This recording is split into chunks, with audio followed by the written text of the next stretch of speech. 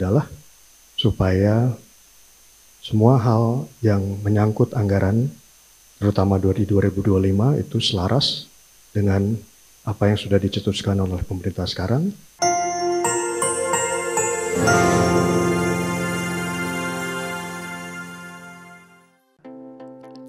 Dengan rahmat Tuhan Yang Maha Esa, Presiden Republik Indonesia menimbang dan seterusnya, mengingat dan seterusnya, memutuskan, menetapkan dan seterusnya, ke-1 dan seterusnya, kedua, mengangkat Wakil Menteri Negara Kabinet Indonesia Maju dalam sisa masa jabatan periode tahun 2019-2024.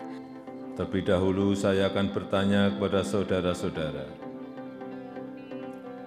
Bersediakah saudara-saudara untuk diambil sumpah janji menurut agama masing-masing? Bersedia. Presiden Joko Widodo secara resmi melantik 3 wakil menteri baru untuk Kabinet Indonesia Maju. Acara pelantikan dan pengambilan sumpah berlangsung di Istana Kepresidenan, Jakarta, pada Kamis 18 Juli 2023 sore. Pejabat yang dilantik adalah Thomas Djiwandono sebagai Wakil Menteri Keuangan, Sudaryono sebagai Wakil Menteri Pertanian, Yuliot Tanjung sebagai Wakil Menteri Investasi.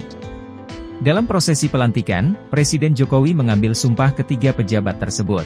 Beliau mengingatkan pentingnya kesetiaan kepada Undang-Undang Dasar Negara Republik Indonesia tahun 1945 dan pelaksanaan peraturan perundang-undangan dengan penuh integritas. Pejabat baru Wakil Menkeu II, Thomas Djiwandono adalah keponakan Presiden terpilih Prabowo Subianto. Thomas lahir di Jakarta pada 7 Mei 1972, merupakan anak pertama dari pasangan Soedrajat Djiwandono dan Bianti Ningsih Midrawati. Bianti sendiri merupakan kakak kandung Prabowo Subianto. Sementara itu, Soedrajat Djiwandono merupakan mantan Gubernur Bank Indonesia di era Presiden Soeharto. Thomas pernah bersekolah di SMP Kanisius, Menteng, Jakarta. Sementara itu, pendidikan tingginya ditempuh di luar negeri. Antara lain ia pernah berkuliah di bidang studi sejarah di Haverford College, Pennsylvania, Amerika Serikat. Kemudian Thomas pernah mengambil master di bidang International Relations and International Economics di Johns Hopkins University School of Advanced International Studies, Washington, Amerika Serikat. Karir profesionalnya dimulai sebagai wartawan magang di majalah Tempo pada tahun 1993 dan pada tahun 1994 di Indonesia Business Weekly. Selain itu, Thomas pun pernah bekerja sebagai analisis keuangan di Wedlock NatWest Securities, Hong Kong.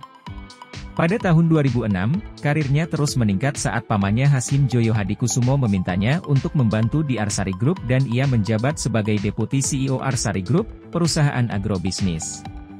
Sementara di politik, ia terlibat dalam Partai Gerindra. Tommy juga pernah menjadi calon anggota legislatif di Provinsi Kalimantan Barat. Kini, dia menjadi bendahara umum Partai Gerindra. Selama Pilpres 2014, saat Gerindra mengusung pasangan Prabowo-Hatta, peran Tommy sangat penting bagi Koalisi Merah Putih, KMP, untuk kebutuhan logistik. Baik, rekan-rekan wartawan sekalian, kami baru melalui proses pengangkatan oleh Bapak Presiden tadi.